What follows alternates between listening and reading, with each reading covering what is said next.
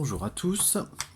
Correction de l'exercice numéro 19B, page 211. C'est la construction d'un rectangle. Première chose, figure à main levée, ça change pas, même si on en a déjà une, on en refait une. C'est un rectangle dont on connaît l'angle avec la diagonale, 24 degrés. Il s'appelle GFEH. Un des côtés mesure 7 cm. J'ajoute évidemment tout ce que je sais du rectangle. Comme c'est un parallélogramme, je sais que les côtés opposés sont de même mesure. Et je sais qu'il a 4 angles droits. Voilà tout ce que je peux faire. Alors je peux ajouter aussi, quelque part, si j'ai envie d'utiliser, que EF et HG sont parallèles, que EH et FG sont aussi parallèles. Bien, on y va, on commence par ce qu'on connaît.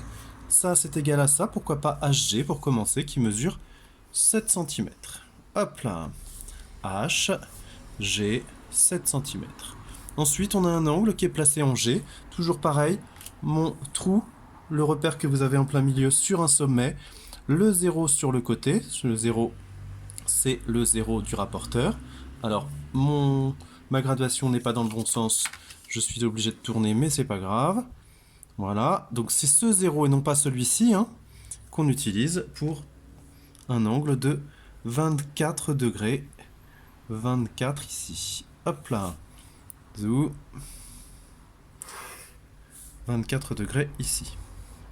Voilà, étape suivante. Bah, par exemple, soit des parallèles, mais des parallèles comment? On ne sait pas trop. L'idée, c'est évidemment qu'on sait que de toute façon, on a des angles droits. Alors, on y va. Angle droit ici. Angle droit aussi ici. Hop, je les marque.